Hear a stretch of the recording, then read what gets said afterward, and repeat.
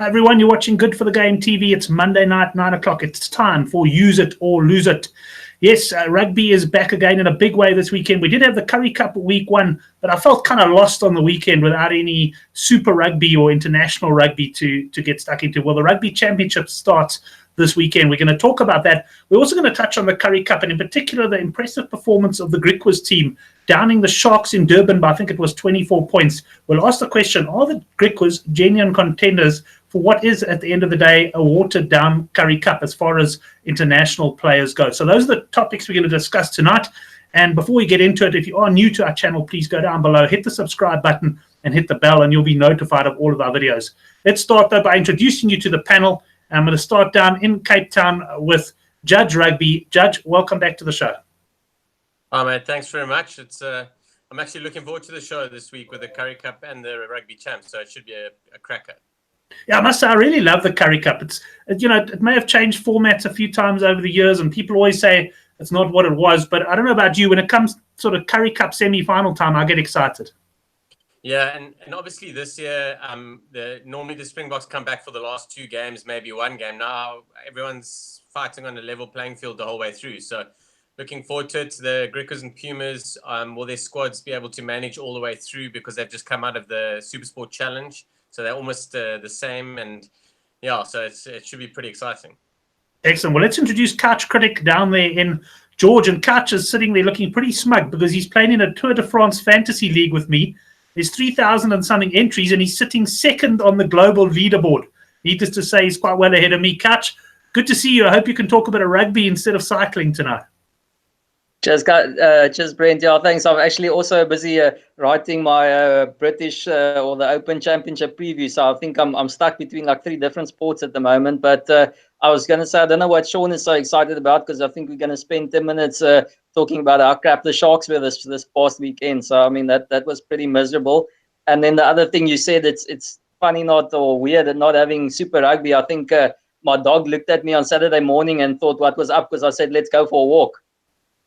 Yeah, that's it. It's actually funny you say that because also all of a sudden I was saying to my wife, look, do you need to go to the shops for anything and that? Because normally Saturday morning's totally written off. I don't do anything other than watch Super Rugby. But anyways, now we've got the Rugby Championships to look forward to, although the times are going to be a bit different and obviously not quite as many games. But let's get straight into the Currie Cup, Sean, and I want to go to you. The Griquas have come out of the Supersport Challenge, as you say. They beat the Pumas in the final. Both sides played pretty well. And one of our Couch and myself, Henrik Swart, he's quite a betting man. He earmarked the Griquas as having a big chance in this Currie Cup. And one of the things you touched on now is obviously key, is that normally the Springboks come back for the sort of, call it the semi-finals and finals. So even if the Griquas make it there, then they suddenly run into a star-studded lineup. That's not going to be the case this year. And after what was a very impressive victory over, I suppose you'd have to say, a disappointing Sharks team, the question has got to be asked, can the Griquas go all the way? Yeah, so I was fortunate enough to do a bit of work with the Griquas a couple of years back, and my first day with them was in Durban against the Natal side, and they got absolutely pumped. So it was good to see that they went away and won against specifically a side that the Sharks named, which was really, really good. Like on paper, you wouldn't see it going any other way, and it's such a great way to see a bunch of guys with the greatest of respect to them that are not necessarily big name players, but they play big name teams and they pull together nicely, So, I thought it was great. A 37-13 win is a proper hiding for the Sharks at home, who their fans were looking for something after quite honestly a crap Super Rugby season.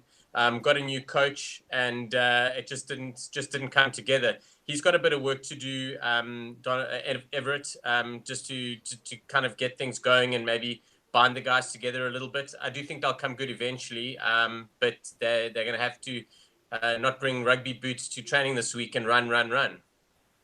That's it. Yeah, I'm sure training is not going to be a pleasant place to be. Couch, what did you make of that one? I know you like me were fancying the Griquas to give the Sharks a good run for their money, but I don't think either of us could have predicted such a victory. Yeah, no, that was a little bit. I was actually, I'm gonna put my hand up here and say that I was really excited seeing the Sharks squad pre-season. I thought there was a great balance there and a good blend of youth and Pepsi Buthelezi and Richardson and those kind of guys, Kieran van Vuren coming off a bit of Super Rugby exposure. I thought they were really going to hit the ground running and get those guys involved. And I actually think that this would be a good wake up call. I think you get two camps here. You get the guys who are looking to give plenty of exposure to some youngsters, and I'm talking about the big unions. And then you get the guys who, which is Province, who said, listen, we need to go out there and win this competition and give our fans something and get bums on seats and start to build Super Rugby basically by winning Currie Cup. So I think those are the different pools, and I think the Sharks need to move into that one where they just say, listen, I know it's good to have guys like JP Peterson around there, but let's get the Buthelezis and those guys onto the field and get them exposure, give them game time in the Shark setup, and preferably some starting time, and let's see how they go from there. It doesn't help we just keep on going, because I also think there might be a little bit of that mental fatigue with guys like Currie Cup and those type of lads who Iron Andrews and Kuchlenberg, maybe they've just come through a Super Rugby season. As Sean said, there wasn't a very good one, but I mean, they did put in 15 weeks in the competition. Now you got to run around locally and get tackled by a hard as nails Kimberley Oak. So it's no fun for these guys, and they need to make that mind shift of, listen, we still have something to play for here, and we need to do something different and create something for the guys going forward, and obviously for the new coach. So there needs to change something. And then, I mean, let's make something clear. We all said that we expected from a betting front, Griquas to really give them a good run because they were the settled team, and the Sharks, obviously, even though they do have a lot of names that we do know, it's still about combinations and a new coach. So as Sean said as well, it's going to take them a little bit of time to gel together, but maybe, as I said, rather focus on the development instead of really making winning the competition their primary focus. But I suppose we'll talk a little bit more about Griquas. Do you want me to go straight into the chances, or? Well, tell me what you think of their chances. Yes, because I want to go through all of the games of the Currie Cup, just touch on the other teams as well. But what do you think of their chances outright? Ben, I think in the next few weeks we'll know a lot more. As you guys said, there aren't the Springboks coming back, but I still think they've got the advantage in the first 2 or 3 weeks, and then the others might catch up a bit. As I said, when they settle into some combinations and maybe realize whether who's still in the running and who's got a chance. I still think the Bulls and Province have two good teams. They didn't play the best rugby, but if you look at that Bulls side, there are quite a lot of guys who played Super Rugby, especially the back line is good, and they just had issues against Province up front. So if they can sort that out, they'll be a runner. And I've seen Griquas have, obviously, I think they'll take care of business against the Pumas at home this week, but then they've got away games to the Cheetahs, the Bulls, and then Province come to them. So if they want to be title contenders, there's only one way for them to do it, and that means they got to play at home. So they have to finish in the top two. There's just no two ways about it. They're not going to win the Currie Cup winning 2 games away from home. So that means top 2 at the least, and that means they've got to win probably 2 out of the 3 games there. The Cheetahs away, which is a big derby for them, and then the Bulls away at Loftus, never easy. And if there's one team that can beat them in Kimberley, it's Province. So those 3 are going to be vital in seeing whether Griquas are going to be real title contenders. And again, as Sean mentioned, do they have the squad depth if they lose 2 or 3 guys, or they lose a Whitehead at fly-off, do they have someone who can step up there and also manage the game as well as he does? And then the big thing that has made them a good team is that they're better than the sum of their parts, and everyone just gives 110%, and that's exactly the opposite. The Sharks are, I think, a few guys prima donna-ish, why am I here? I've just been coming from Super Rugby. This is a step down. This is going to be easy going through the motions, where there's not that kind of feeling from Griquas. They do a job and they believe in what they're doing. The only question is, when we come down to that last stretch, do they really believe that they can win the Currie Cup? Well, Couch, I just want to tell you, you've got a great career in politics, because after that, I'm still not sure if you think they've got a chance or not.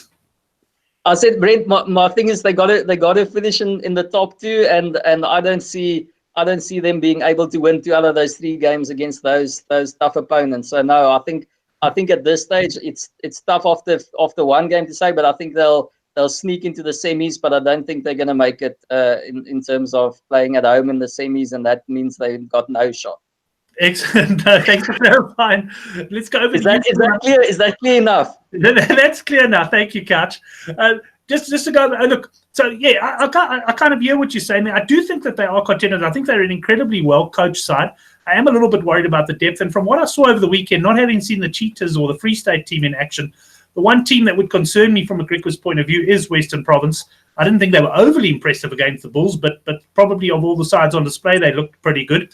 And I've just made the comment there that, yeah, we've had a bit of a joke about it on Twitter, but if they do host the Currie Cup final, I'm committing now to going to it and hopefully watching them win it. Sean, are you in Couch's camp, though? Do these guys have any chance? Yeah, I think they do. I think this week coming against the Pumas is going to be interesting. There's a lot of history there. They've been at each other's throats for the last 2 to 3 years. It's always been between them for the wooden spoon in the Currie Cup and also to win the Super Sport Challenge over the last couple of years. So there's a lot of history there. Plus with Brent van Rensburg coaching Griquas now, used to be at Pumas. So there's a lot going on there. Pumas put up a massive show against the Lions this weekend. The truth is, if you look at it, the Sharks, the Lions, and the Bulls are Super Rugby sides, all disappointed us. Like the Lions did exceptionally well to come back against the Pumas and win it at the death. And Madosh Tamboy was incredible. But the truth is we expect a little bit more out of them. So what is going to happen? I think this weekend, if the Griquas get over the Pumas, and I feel that there will be a 4 tries for both teams in this, or the winning side, definitely. Like, that's the way they play against each other. So whoever's going to win this, and if the Griquas win it, they're going to get a bonus point win. And then they play the Cheetahs in Bloem. And the Cheetahs in Bloem is a massive grudge match for them. That's like guys pushing for Super Rugby contracts and trying to show up Oaks who have them and or Pro 14 contracts now. But that's huge. And then they're away at Loftus to the Bulls, and that could go one of 2 ways. After 3 wins, maybe they'll turn it around. And I think Province at home for them is great because they enjoy Western Province. It's the same as the Cheetahs. It's a grudge match. A lot of guys are ex-Province boys and stuff like that. So I think at home they should be able to roll them. But exactly what is said is, the guys might have a bit of momentum and might have spent some more time together. So I think they will make the semi-finals. And I agree totally that they need to be at home. And I tell you, Tafellager Park or City or whatever it's called is going to be absolutely pumping. Like, they're going to have to build extra stands over the Great Hall so we can watch the game, So, yeah, I think they can go. I definitely think they can make the semi-finals, and I just like to see what happens after that. Excellent. And just to touch on the Pumas' performance against the Lions, they were at one stage, I think, about 18 points up before, I don't want to say allowing the Lions back in. Obviously, the Lions, like you say, credit to them for coming back. But I did get the feeling that the Pumas almost stopped playing when they had a big lead, which I think was a big mistake. And I'm not sure if they allowed the Lions back or the Lions just came back. But disappointing for them, because an away win for the Pumas in their first game would also have been a massive boost to their confidence. Yeah, and I think anyone except the Lions you can't stop playing against. The Lions want to play rugby. Like, they want to play expansive rugby. So they will run it from anywhere. So if you've got them under pressure, you must just slow it down, kick corners, sort them out. They'll get frustrated out of the game. Or alternatively, they score an 80-meter try and they're back in the mix, and they're 2 scores away, and that doesn't matter to them. So it's a bit of a tough one. It's a tough pill to swallow for the Pumas. I don't want to say their season's gone, but that really was that seesaw moment early on. But yeah, so I do think the Pumas have got what it takes to maybe sneak into the semis too, just purely because it's a smaller, shorter tournament. It's really like a bit of a lottery, this, I won't lie. It's kind of tough to make that call, but yeah. Yeah, you've got, what are you playing, 6 games at the end of the day? And if you get off to a bad start, there's almost no coming back from that.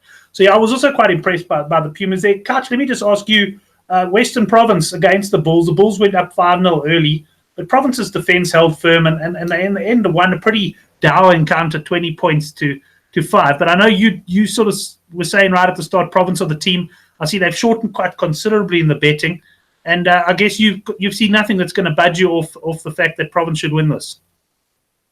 No, Brent, I don't want to sound like the oracle or sound like a guy who bets much, but that's a solid right there. I don't see anyone they might do it ugly 1 or 2 times. I think they probably took out the toughest competition. They wouldn't struggle against the Sharks. I'm not sure where they play the Sharks, but either way, the way we're playing now, it's a shocker. They shouldn't struggle against the Lions. As Sean said, it's basically the opposite of their type of game, so they'll just neutralize the Lions out of the game unless it's at Ellis and they make the mistake of trying to run too much. The big one there is, as I said, Griquas, and it's probably going to be a very big game for me. That I need them to cancel out the Griquas there and make sure they don't get a 1 or 2 spot, and I don't have to see you guys in Kimberley and buy a lot of Tafel lager there. And so that's going to be the key there. But I'm thinking Province. I think Dobson knows this team well. I think he's got some youngsters there, a little bit of quality. And even though we don't say Springboks, I still think you might see 1 or 2 guys just slip into the squad at the end there when Rassie starts to chim. I'm thinking Dylan Lates. I'm thinking Dylan Lates comes in there and wins me the semi-final and the final. Okay, Dylan Lates, I knew you'd find a way to bring him into the show there at some point. Either way, you look at it, though, glad to have the Currie Cup back. Certainly do enjoy it. I sometimes do find, that the tackling of that leaves a bit to be desired. But if you look at that Bulls Western Province game, there was certainly plenty of good defense there, and perhaps some of the attacking skills may have been lacking. But that's it for the Currie Cup. We will have previews of all 3 matches up on the Good for the Game website later in the week. And we'll also cover it on our Thursday night show, the Handicap Rugby Chat That Matters, where we'll look at the Currie Cup betting, but also the Rugby Championship betting heading into the weekend. And I know someone who can't wait for the Rugby Championship to start is Judge Rugby. Judge, it's going to be very, very interesting to see how teams play things. We were talking before the show about some of the squads, but what sort of teams are going to be put out there? And of course, we've got South Africa, Australia, and Argentina against New Zealand. Yeah, I'm very amped. Like, it's such a massive chess game in the global scheme of things. Looking ahead to the World Cup, it's also a Rugby Championship. It's a great trophy to win if you can take it off the Kiwis. Like, I don't care if it's a World Cup year. If you win the Rugby Champs, it's awesome. We're in for a cracker, and I think we're going to be seeing a lot of changes and new things with the different squads that are traveling. The Kiwis have sent a different squad to Argentina, resting a number of players and almost, I think, all their Crusaders from the final. And South Africa have a slightly different looking side for Australia, having sent a number of guys, or going to send a number of guys to New Zealand early. So it's going to be fun.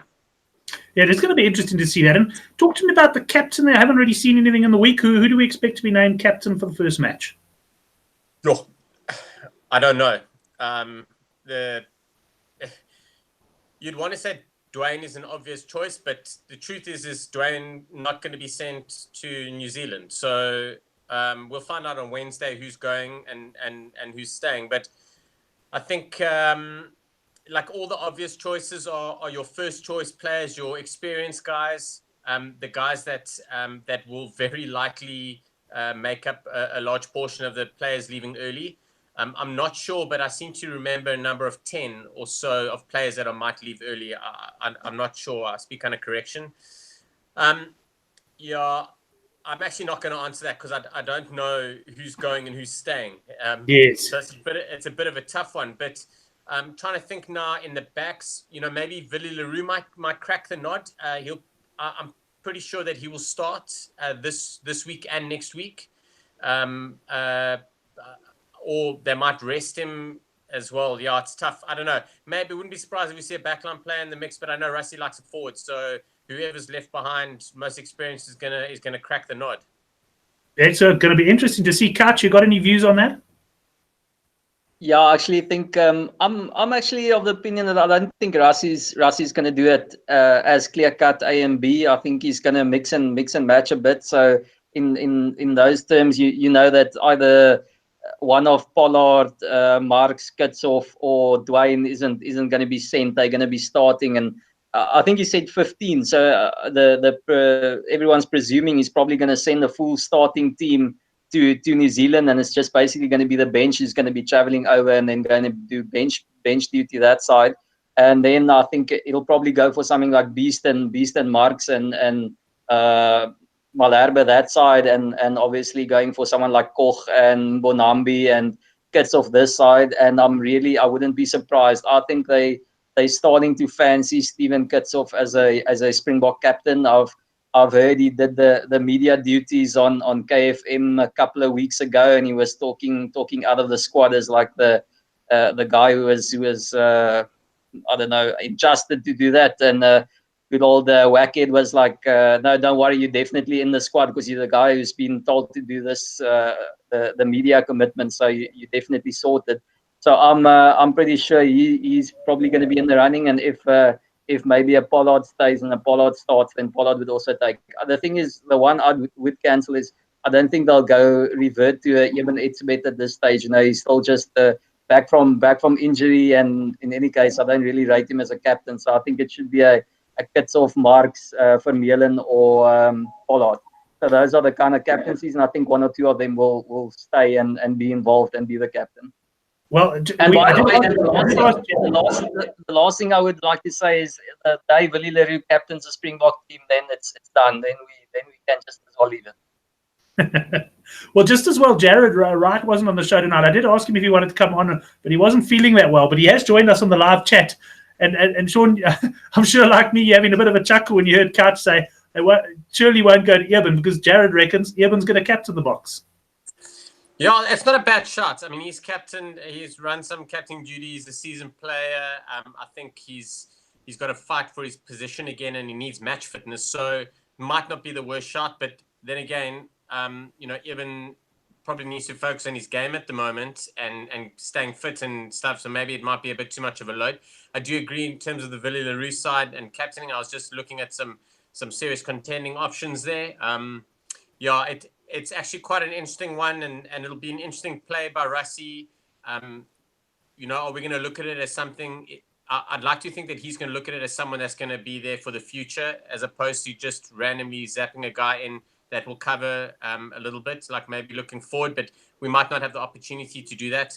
Rassie does like to think out the box and change things up in terms of players and how he wants to see them do things and stuff. And I agree that the squads are not necessarily going to be an A and a B squad. I think it's going to more be balances and combos that will go. Like a combo or two will travel and a combo or two will stay. And it's not a case of you're an A team and play New Zealand. It's more horses for courses thing. And I think he's got the ability to do that with the players that we have. Like we've got some really good guys in the same position but play a complete different style of game. So he might be able to tighten up in one area and loosen up in another. So I think we're in for a great rugby champs, and that's why I'm so amped about it, because there's a lot going to happen. Excellent. Well, welcome to Mark in the live chat. He doesn't think Eben should be captain because of his percentage win rate.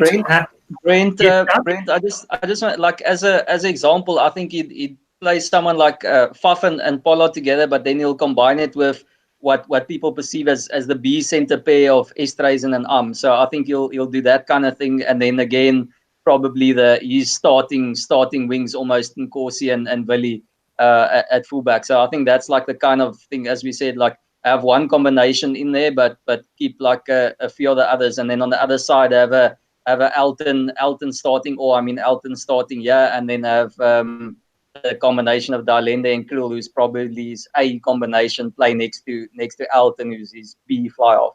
So that's the kind of combinations that I think will happen, and the same as maybe a Pieter Steff de Tooy playing 7, but then with the backup a Marcel Coetzee playing 8 or something like that. And then obviously we know on the 6s both are basically the B6s since Gleesy's in there, so that doesn't really matter either way. But I think Francois Lowe will basically be his first choice 6.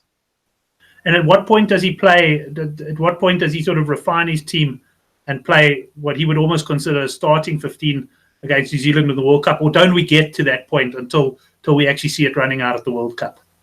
No, I actually think he's probably going to use one of those Argentina games to pretty much give his probably even, as we said, if they aren't in the running in the Rugby Championships, then maybe not send them to Argentina, but keep it for that home game that isn't even part of it. And really run out with the A squad that he believes is going to be fit and ready, number 1 to 23 for that game. But I mean, like now you've got a guy like Quagga circulating in there who's probably not even going to be part of his final or his first choice 23. So I mean, he's definitely going to get, I think, probably play off the bench in both games there. That kind of thing. You're going to have Marco van Staden is probably going to start at 6 in one of those games, as I said. Marshall probably test him at 8. So that's going to be the nice, interesting things. And then he'll look at what comes out of those 2 games to determine. Obviously, you know, Russ, you already know what he's going to do in Argentina and the Argentina game. Yeah, but I just think some of the things are going to be formulated out of what happens on that side. The same as a Vincent Koch. You know, how does he come out of that contest to see where he rates? Because everyone knows Malherbe will be his number 1. And everyone's sparking behind that to make up the other 1 or 2 positions. Excellent. Well, I'm going to go across to Sean now because I want to talk, unless you've got anything else to add on the box, Sean, a little bit about the Australia makeup. But start off with the box. Yeah, I think something that's quite important is Apiwa Dianti went down in training today, and he's going to miss out 1, maybe 2 games. I think it's a great thing for South African rugby as a whole because we're going to probably, and I really hope we're going to get Makazole Mapimpi starting on the left wing. He's the best left wing in South Africa at the moment, so he should start. So that's what's going to happen. And then the right wing, they're going to decide what they're going to do. Whoever goes away or whoever's staying, obviously, you know, whoever's staying is going to start. But of course, he's probably first choice right wing at the moment. I think 1 more injury in the back 3 and we might see Hendricks in the mix. I don't know, worth the conversation, but I don't think we'll see that now. But I think Hendricks is pretty deadly at the moment. He covers right wing nicely. As much as I'd like to see Colby start, I don't think he's going to be starting right now unless he takes over at 15 from Villy, and that's all depending on how Villy shows up in the next couple of weeks. So, yeah, I can't really disagree with anything that was said with regards to the box. I think it's pretty decent in terms of what's going to happen, but it all rests on what we're going to see and who we're going to see go. But I think the fundamentals of what's going to happen, what's been mentioned in terms of what's going to happen is right. Like there will be certain combos and movements and changes up and basically a lot of guys are playing for their position. And like, I can't stress this enough, how amazing it is that we're in a position where we've got guys fighting for positions. Like we haven't had it for 3-4 years now. And somehow this year and the end of last year, Rusty's got into a position where we've got guys that are legitimately fighting for their places. And we may have some first choice guys, but there are guys knocking on the door that could easily just cruise into the squad, take over. There's not going to be too many teething problems, stuff like that. So I think we're in a good space about managing it correctly. And it's also a bit of luck on the way through. We go to the World Cup with 95% of our guys fit and the right combos selected. We're in with a big shot. I must say you very much echo what I've been thinking. I mean, a year ago, if you asked me what our chances were in the World Cup, I had almost want to say virtually no hope. I couldn't see us putting together a really powerful squad. And now when you look at the way it's sort of all coming together now, not to say we're going to go there and cakewalk anything. I mean, let's face it, these Northern Hemisphere sides and the likes of New Zealand are never going to be easy to beat. But you do feel, Sean, that we're in there with, at the very least, a fighting chance.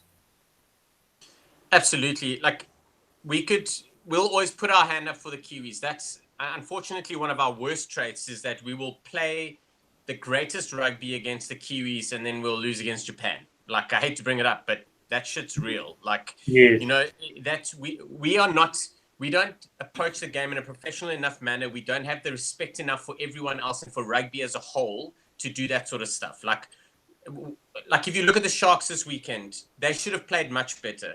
If you look at what happened with the Bulls and stuff, like the guys should have brought more to the party. You know, you're still playing for a Springbok spot. You're playing in the Currie Cup. You should be playing better. Like, there's no reason why the guys, they're not unfit. They're like, I don't know what the excuse is. I just feel sometimes we really have a crap attitude. And I just you can't put it on a player or a thing. It's like France away from home. It's weird. It just doesn't work. I don't know why. And it's a headspace thing.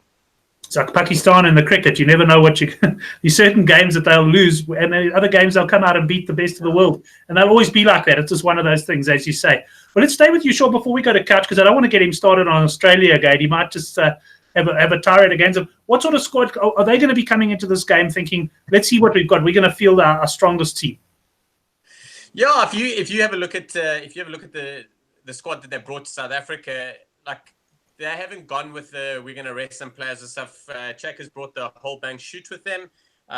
they got a nice welcome to South Africa with a little bit of a snatch and grab, and like feeling a little bit alive. So, I also think that they know that everyone in South Africa feels about them the way that Hein does. Like they don't have a shot.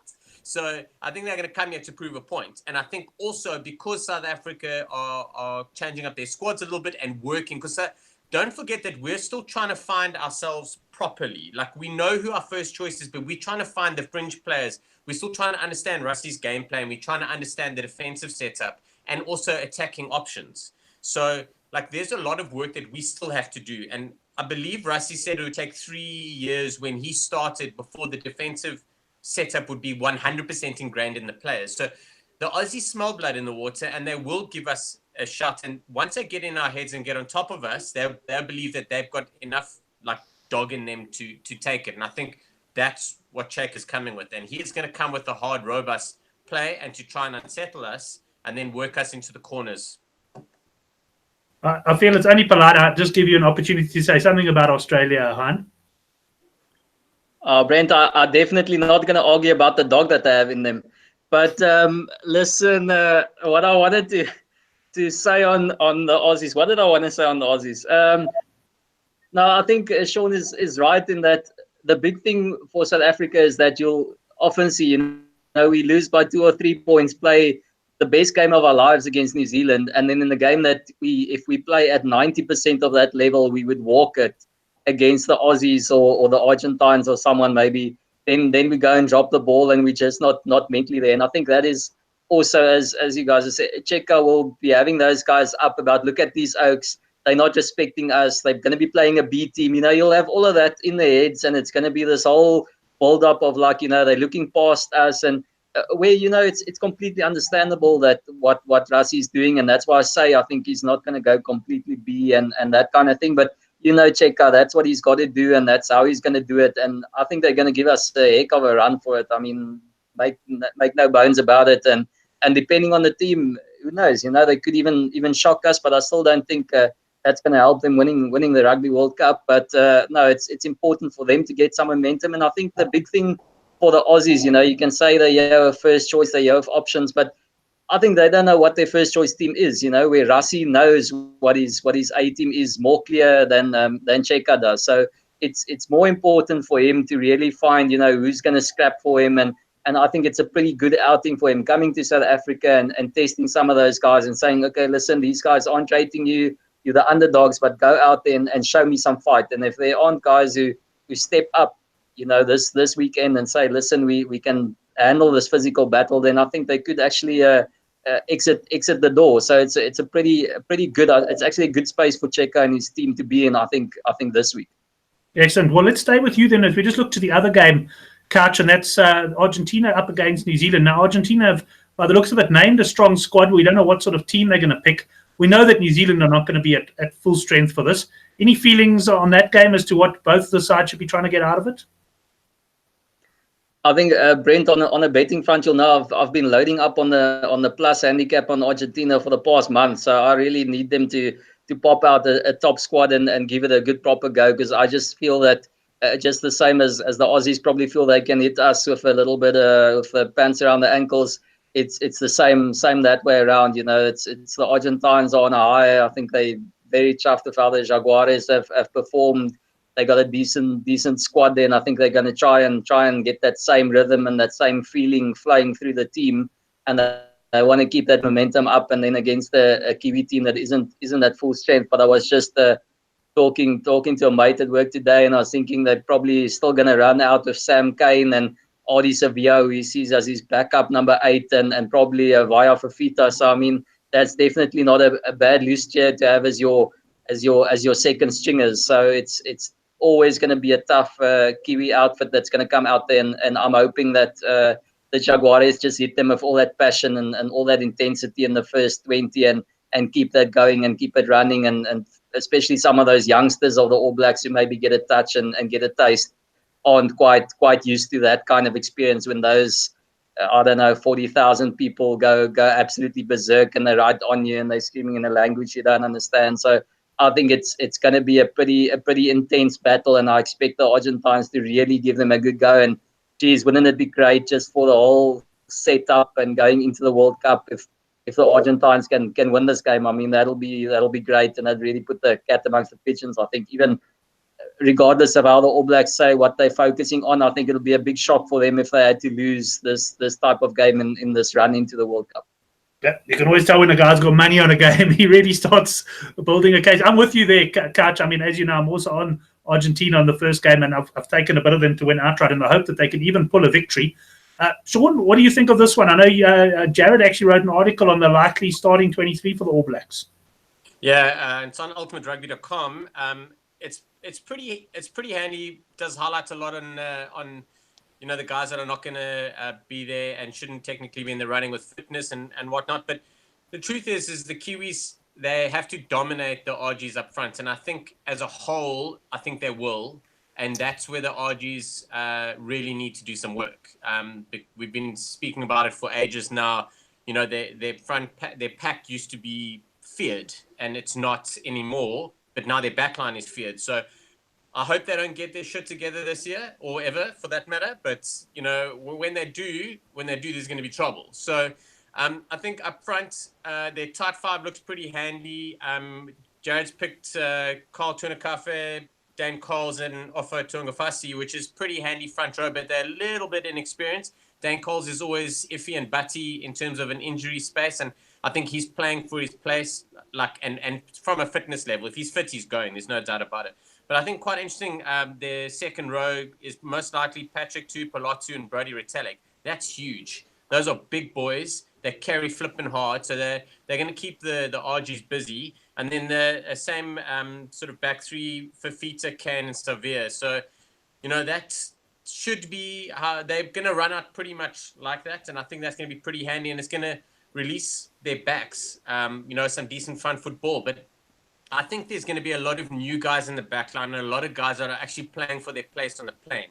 Now, when the South African plays for his place in a Springbok side, he kind of shuts down and wants to do everything on his own. And the Kiwis, with these guys, will that happen? Will they get drawn into that? Like, look at what I can do, as opposed to play a team man. And their whole ethos and everything is always about the team. But I think with a guy like La Mape, and I think with I'm so sorry. Let me have a quick look.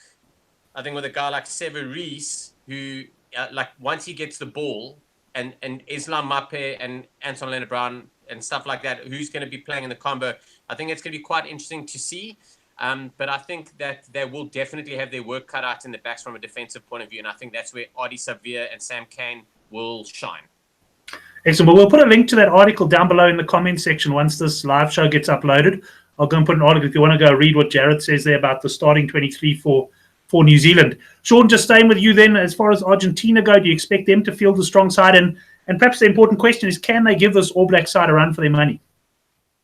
I think the Argentinian public are going to come out in full force. This is the Super Rugby final they never got. And I think they are pretty amped. It was just a few weeks ago that they were supporting their side in the semis. So I think that this is it. I think this is the test. This is where they get to pitch themselves up against the world champions, the favorites and everything before they go and get prepped for the Rugby World Cup. And I think that's going to be jam-packed. I think it's going to be off the charts from a fan's point of view. They're going to be as partisan as anything. They're going to be booing every decision that goes the Kiwis' way. And, maybe Susie makes a visit and they roll them. Yeah, and as a matter of interest, what time is the kickoff? Is it an early morning start for us, or are we getting a respectable afternoon kickoff? Nah, don't be silly. It's 12:30. Oh, man. Kach? I guess it's somewhere around there. Somewhere around there. So it's early hours of the morning. Kach, you're going to be getting up for that one. And any final thoughts on the Rugby Championship before we sign off?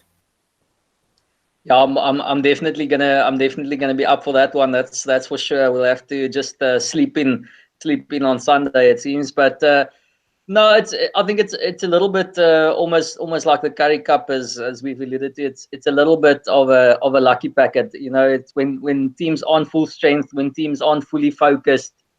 They are going to be fully focused on the game, but not fully focused on the outcome of the Rugby Championship. That's secondary to the whole aim what they're going for. Well, then you can get some upsets. So I mean, on the betting front, that we usually it's a good year to oppose the All Blacks and go for something different, and you never know. It could be the Boks, it could be the Aussies, either running us close or beating us here and able to overcome the Argentines there when they play a B team. So I think anything can happen and anything goes this year. So it's definitely that kind of year where it's going to be a bit different. And I think all of us, even if it's not your team necessarily, just look forward to seeing some of those guys, and you're seeing some of them vie for positions. I mean, as we said now, as having Sivu Reece out there, really playing for his spot, and you're going to see a guy like Joshua Ioane coming up there, hoping to be a youngster, making a World Cup squad. I mean, how big is it going to be for him? So it's just going to be great seeing some of those guys really trying to put their hands up, and it's going to create like a little a different dimension on things, and out of a Springbok point of view, seeing a little bit of the future as well, and even some of those other teams as well, which is also always a good thing. It's exciting times, not just as what can we expect out of the World Cup, but just what we have at the moment in the Southern Hemisphere. Well, Stephen Marks just confirming Argentina and the All Blacks is an 8:05 kickoff, Sean. That's lucky for us and lucky for Couch as well. He doesn't have to stay up so late. I must admit, thanks for confirming that, because it's happened to me a few times in Super Rugby and in Rugby Championships where I've actually thought it's a late kickoff, and I've got ready to sit down and watch the game, and I've switched on, and the game's, or alternatively, I've been on Twitter, and I'm sort of start seeing guys commenting on the game, and I think it's only kicking off in a couple of hours, which can be a problem. So looks like I see it's a 9:05, yeah, 9:05 kickoff for us. 9:05. Okay, well, we'll clarify that exactly. Just look at the bookmakers' sites. They always get the kickoff times right. Sean, any closing thoughts for you before we knock off on this show? Yeah, I think the best thing said today was the lucky packet. I think that's incredible. It's a great way of describing it. It's really it's really difficult to know what to look for and like until Wednesday, when sides are starting to name, and you know who's going to be in the mix, and then you can start sort of visually preparing yourself, and it's that all that excitement about what's going on, and you don't really know what to expect. And I think that's what's exciting, and we're all pretty amped. Come Monday next week, things might be a little bit different, but hopefully great for us. Excellent. Well, we'll certainly do a review of the matches on Monday next week. Sean, thanks very much for joining us. Couch, thanks for joining us. Go and complete all your written previews, and thanks to the guys in the live chat. Jared, I know you're not feeling well, so hopefully you'll feel better. Thanks everyone for watching. You can subscribe to this channel down below, and look forward to seeing you on Thursday night for the Handicap Rugby Chat That Matters.